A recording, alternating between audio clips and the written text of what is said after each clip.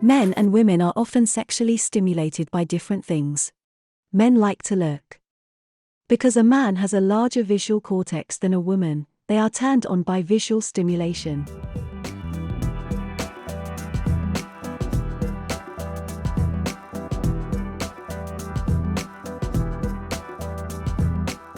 Women are generally more turned on by romantic words, images, stories, and themes in films. Women's sexual fantasies also include more affection, commitment, and sex with familiar partners. Activity apart from lust. When we don't have enough unconditional love in our lives, we go looking for whatever will make us feel good temporarily. And sex is such a prominent example. I mean, there's so many rewards from it, emotional, physical. It's just an abundance of imitation love is possible from sex because we use it as a substitute for the real thing, unconditional love. I see couples every day in counseling who initiated their relationship on the basis of either sex or sexual attraction, believing that that was the real thing. But it turned out that it was a substitute because as soon as anything went wrong, poof, their relationship fell apart. That would be what I would call imitation love sex or unsacred sex, whatever phrase you like to use.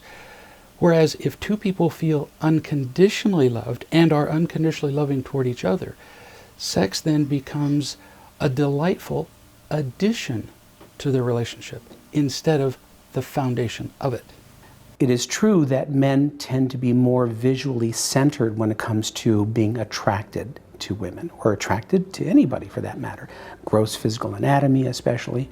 But men and women also focus on parts. They're different in the parts that they focus on. And our visual system is different up close than it is at a far distance.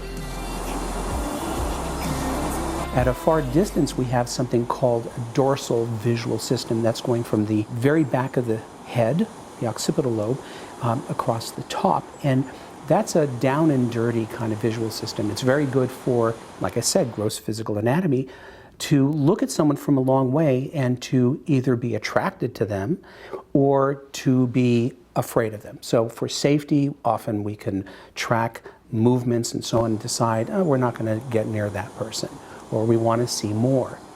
But we really can't see any detail. Instead of seeing detail, our brain fills in the detail.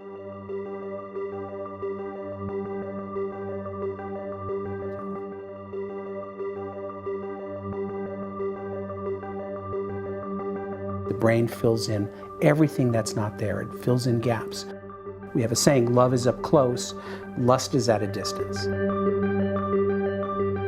The brain loves faces up close. There is no face that's boring up close.